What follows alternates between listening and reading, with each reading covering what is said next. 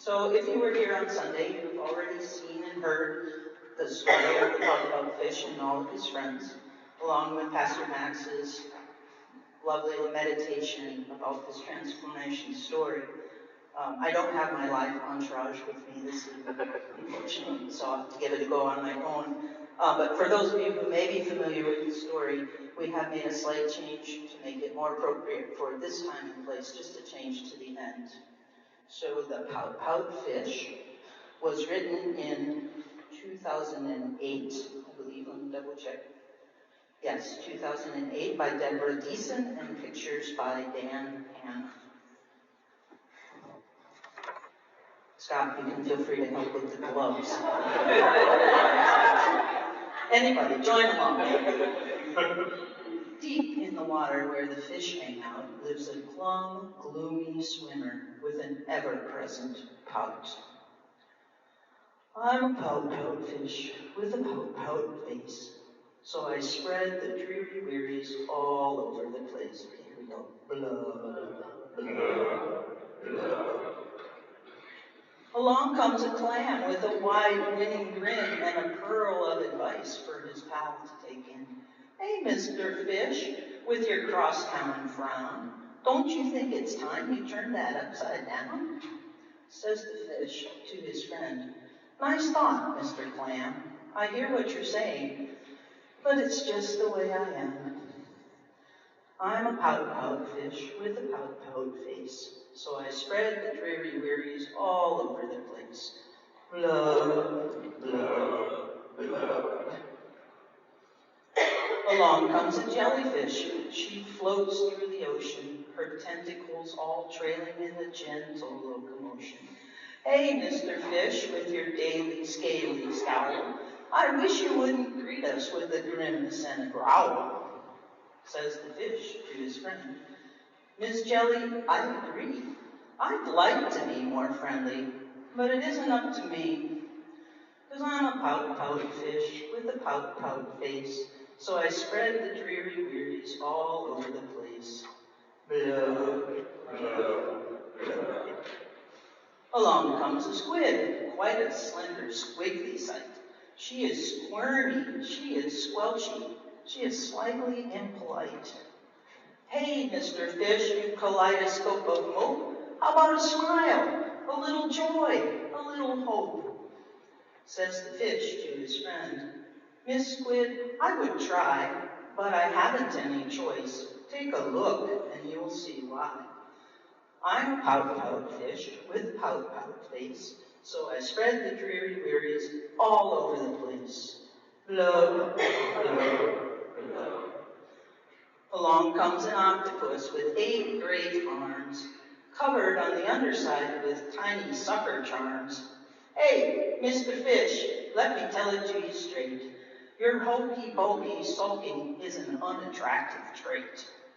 Says the fish to his friend, Mr. 8, my chum, with a mouth like mine, I am destined to be glum.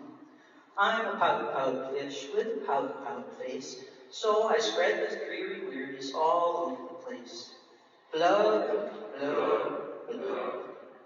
Now, along comes a fish in a silent silver shimmer. The gang has never seen before this bright and brilliant swimmer. She approaches Mr. Fish, but instead of saying, hey, she gives to him a great big hug, and then she swims away. Mr. Fish is most astounded. Mr. Fish is just aghast. He is stone-faced like a statue.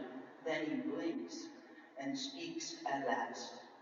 My friend, says Mr. Fish, I should have known it all along. I thought that I was pouty, but it turns out I was wrong. I'm a smile fish with a smile face, so I'll spread the cheery cheeries all over the place. That's our fish friend. Thanks for your help. So I had not heard this story before we began looking for books to use in this Lenten series. But when Riley showed me this one, I actually begged her to let me do it. Because on the surface, this is such a sweet story about a sad little fish whose friends try to help him be happier. But there's a little more going on here. It kind of poked at my heart, and I thought, that's Jesus. That's how Jesus works. So Pout has this naturally pouty face, right? It's not unusual. I mean, we're all built differently. Some of us have bright, cheery faces naturally. Some of us don't. And that's all fine. But in Pout's case, it seems that he has decided that his lot in life is that he matches his face and that he must spread the dreary wearies all over the place. And I'll be honest, I can relate to that. There are days when I feel blue, and you know, if I'm feeling blue, you should too. Now along come his friends with mostly good intentions, I think. They care about him, they seem to be worried about him, and they really would like him to be happier. They're nice. But is it a sort of passive-aggressive Minnesota nice? Maybe. For beyond their noble intentions, what they really want is for him to quit making them feel bad. You see, they want him to change because the way he is bothers them. They say things to him like, "Isn't it time you were happy like me?" Or, "I wish you wouldn't." Or, "How about you do this thing that I want you to do?" And most harshly, that's an unattractive trait. Now, I think it would get pretty tiresome to be repeatedly told that I need to change because I make someone else uncomfortable. In fact, I think that would make me stay pouty pretty much all the time. But I think his friends' intentions were mostly good. No one is overtly mean to him. They aren't staying away from him or ignoring him. They just want him to be different, for his sake, but also for their sake. And to be fair, Pout's not the picture of perfection in this story either. He's full of all the excuses. It's just the way I am. I'd like to, but it isn't up to me. I haven't any choice. Take a look at me. I'm destined to be this way. Now, I really can hear myself in some of those kinds of thoughts. So all in all, this feels like a sad and hopeless or helpless situation, status quo forevermore. And then along comes Shimmerfish. Now don't let it go unnoticed that she was bright and brilliant and unlike anything they had ever seen before. She was noticeably different. So what did she do? She simply showed Pout love, and then she let him be. Or more accurately, she let him become. Through this shockingly different encounter, Pout was free to ponder his situation, to cast away all of his excuses, and in seeing his own potential, he could find his way to be something other than the spreader of dreary wearies all over the place. He could be different, not for the others, but for himself. He was loved, nurtured, and he had a choice. This is why I was touched by this story. This is Jesus, bright and brilliant and unlike anything we've ever seen before. Noticeably different. There's a resource online called Bible Notes Online. I found this interesting commentary about those whom Jesus met during his earthly journey.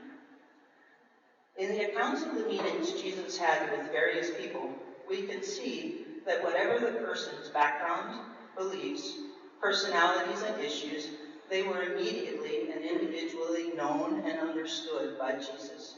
He perceived the underlying condition of every human, often more clearly than the individuals themselves. We see that in spite of all kinds of human failings, Jesus appeals to the person in their need to show them that he is the answer to their need. We see that when Jesus interacts with people, he is utterly faithful, truthful, and consistent with them. In other words, he shows them love, and then he lets them become. So in this Lenten season, I choose to remember this. Jesus came to love us where we are.